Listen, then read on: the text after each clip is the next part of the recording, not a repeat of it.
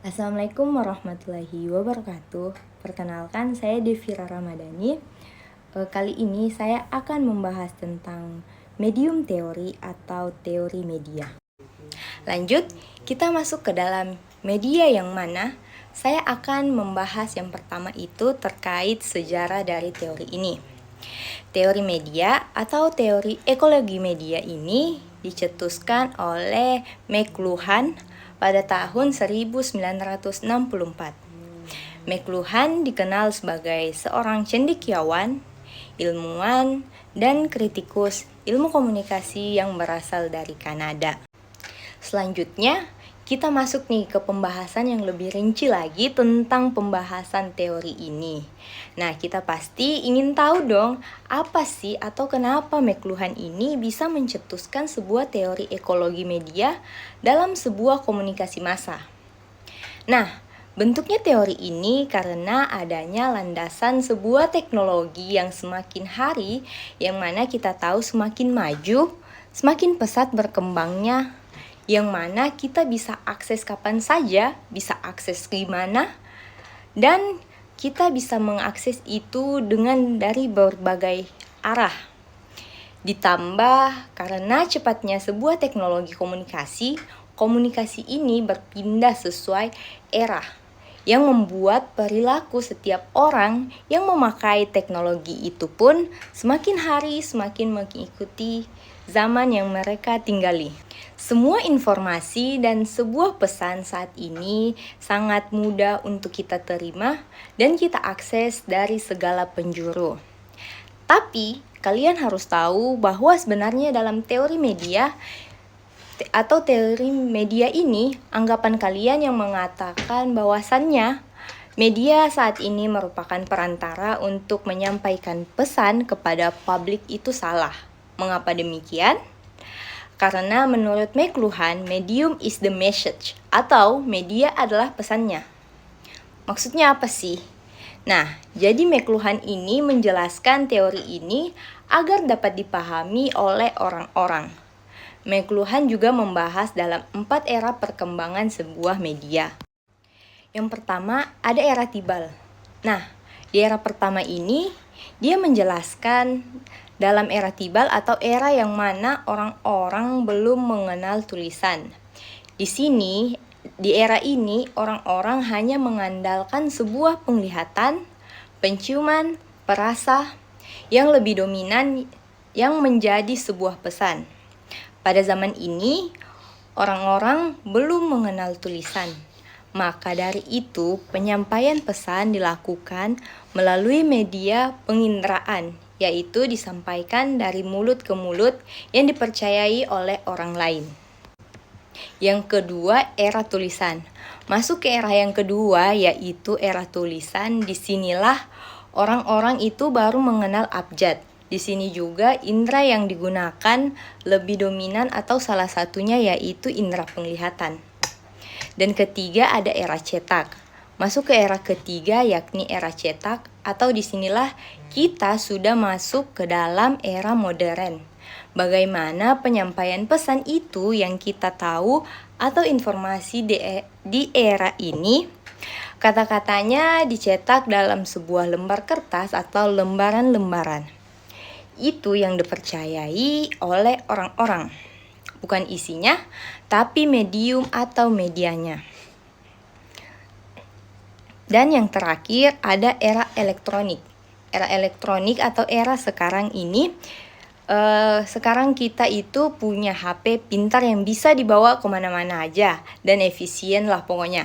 Juga dapat diakses dari berbagai arah yang mana kita bisa berkomunikasi dengan orang yang jaraknya jauh.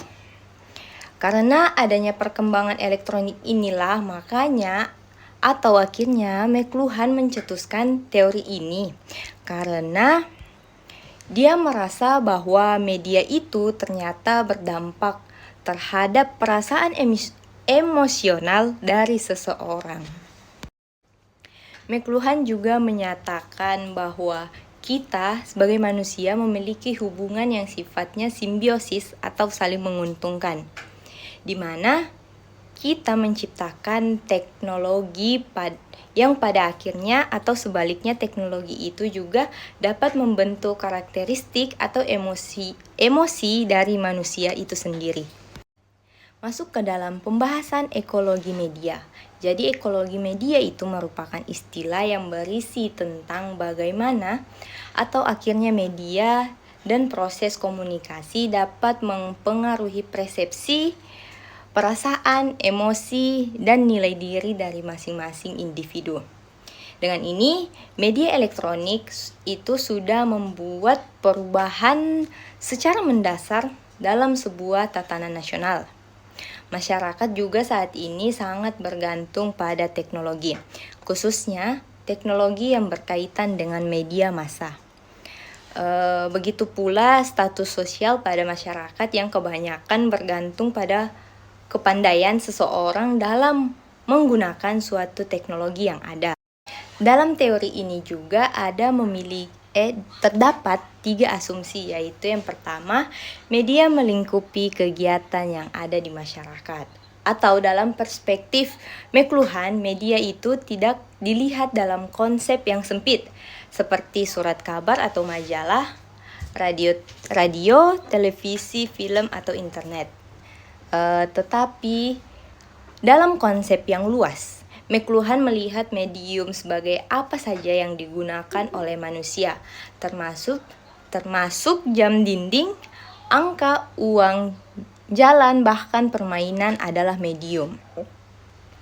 Yang kedua ini, media memberikan pengaruh yang langsung mempengaruhi manusia. Maksudnya, dari memberi penilaian, merasakan, dan tindakan yang diambil itu cenderung dipengaruhi oleh media. Dalam asumsi kedua juga ini, teori ekologi media melihat media sebagai sesuatu yang langsung mempengaruhi manusia, yang mana cara manusia memberi penilaian, merasa, dan bereaksi cenderung dipengaruhi oleh media. Dalam asumsi ini, McLuhan menilai media itu cukup kuat dalam membentuk pandangan kita atas dunia. Itulah mengapa kita itu menyebutnya ekologi, karena ekologi itu adalah ilmu yang antara organisme dan lingkungannya. Dan pada asumsi yang terakhir ini, yaitu media juga menyatukan seluruh dunia. Dalam asumsi ketiga, teori ekologi media ini juga menyatakan bahwa setiap peristiwa atau hal yang dilakukan di belahan dunia lain, kita itu bisa atau dapat diketahui atau menjalar ke belahan dunia lain. Akibat dari hal tersebut, McLuhan menyebut manusia kemudian hidup di sebuah desa global atau global village. Ada 2 klarifikasi menurut McLuhan, yaitu yang pertama ada hot media, yang mana atau dimaksudkan di sini media itu tidak menuntut perhatian pembaca, pendengar, dan penonton. Contohnya ada di buku, lukisan, dan film. Dan yang kedua ini yaitu cool media. Maksudnya media yang menuntut banyak aktivitas dari pembaca, pendengar, dan penonton. Contohnya itu ada telepon, sosial media, televisi, dan juga seminar.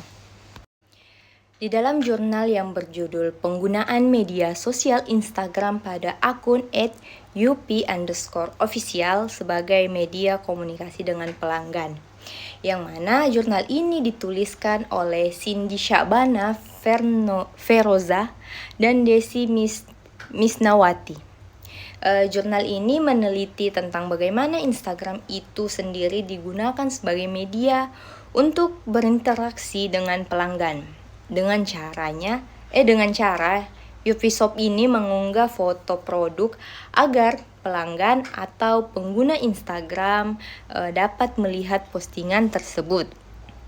Dan juga mereka akan tertarik dengan produk-produk yang mereka miliki. Dalam foto tersebut mereka memberikan kualitas yang baik agar produk mereka dipercayai kualitasnya. Pesan yang disebarkan oleh komunikator juga dalam berkomunikasi massa tersebut mempunyai tujuan untuk berbagai pengertian atau pengetahuan satu sama lain, saling kenal maupun tidak saling kenal satu sama lain. Nah, sementara di dalam jurnal yang berjudul Teknologi Tokopedia Play Live Shopping dalam perspektif ekologi media konvergensi, yang mana jurnal ini dituliskan oleh Agung Putra Mulyana dan Irfan Jazamur, ini mengarah kepada fitur e-commerce aplikasi Tokopedia, yang mana aplikasi ini memiliki fungsi memaksimalkan teknologi komunikasi dalam hal jual beli secara digital dan juga dapat mempengaruhi rasa penasaran seorang pembeli atau customer dengan memunculkan menu Tokopedia Play pada halaman utama Tokopedia. Nah, Tokopedia Play ini khususnya live shopping menjadi tren baru dalam berinteraksi dan masyarakat juga mengurangi budaya transaksi jual beli secara konvensional. Kegiatan live shopping juga ini melalui Tokopedia merupakan bentuk kegiatan transaksi yang dianggap unik dan menarik dalam hal jual beli. Karena Tokopedia Live Shopping memberikan kesan belanja online yang menyajikan fitur-fitur komunikasi dua arah yang tidak merepotkan.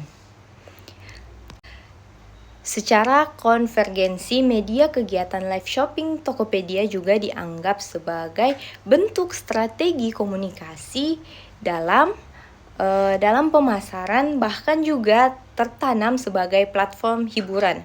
Maka tidak hanya berinteraksi jual beli, namun pembeli juga dapat menikmati konten-konten yang disajikan. Dari kedua jurnal yang saya sudah bahas atau kedua jurnal tersebut, medium teori ini memiliki tujuan yang sama, yakni untuk menarik perhatian pengguna aplikasi Instagram maupun Tokopedia. Dalam hal ini, hal medium teori juga berlaku dalam konteks yang berbeda. Yang mana pada Shopee Official mereka menarik perhatian atau mengolah emosi pelanggan untuk membeli dengan cara memposting foto produk ke Instagram. Sedangkan pada Tokopedia mereka menghadirkan fitur live shopping. Fitur live shopping sebagai strategi komunikasi mereka dalam hal memasarkan produk-produk yang mereka jual. Dalam kedua penelitian ini juga berarti kedua aplikasi tersebut menggunakan medium teori, yang mana media yang mereka gunakan ini mengikuti perkembangan zaman. Di sini saya akan menjelaskan contoh tentang aplikasi ekologi media dalam kehidupan sosial. Yang pertama, ada pesan instan atau pesan-pesan ini adalah sebuah media aplikasi yang mana memanfaatkan sebuah teknologi internet, di mana para penggunanya dapat mengirim sebuah pesan singkat secara langsung pada saat yang bersamaan, atau yang biasa kita sebut sebagai real time. Contohnya ada aplikasi seperti WhatsApp, Line, Google Talk, dan WeChat. Dan dalam perkembangan teknologi ini juga merubah bagaimana cara manusia berkomunikasi. Dengan adanya teknologi ini memunculkan berbagai penemuan-penemuan yang membuat manusia berkomunikasi jauh lebih mudah dan cepat, dan tidak perlu lagi harus bertemu secara langsung ataupun tidak mungkin hanya untuk menyampaikan sebuah pesan. Menyampaikan sebuah pesan baik yang kedua ada ekologi media yang bisa dijadikan sebuah marketing atau brand. Dari sini saya bisa mengambil contoh dari penggunaan Instagram. Nah, Instagram ini adalah sebuah media aplikasi yang mana sangat populer di tengah-tengah masyarakat. Dan pengguna media Instagram ini saat ini tidak lagi hanya digunakan untuk mempublish foto-foto saja, tetapi sudah banyak juga perusahaan-perusahaan yang memakai media Instagram sebagai pemasaran online yang lebih cukup murah dan mudah untuk dilakukan. Dan dalam pemasaran online ini juga dapat membujuk atau mempengaruhi pasar-pasaran terhadap produk-produk apa yang ingin kita tawarkan tersebut.